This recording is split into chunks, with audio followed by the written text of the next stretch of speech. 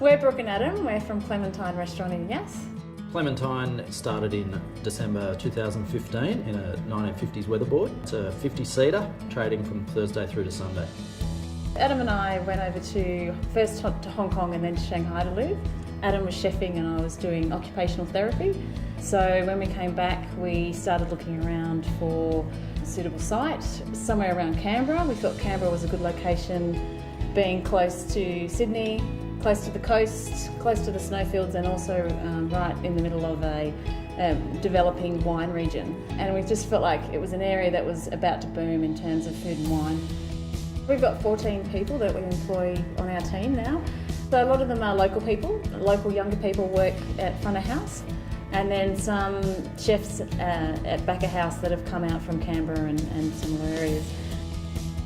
I think we've established a good few relationships with some local suppliers, especially people supplying things like honey, local pork, which we get delivered to the door, fabulous lamb coming from the local surrounds, and most importantly the wine region.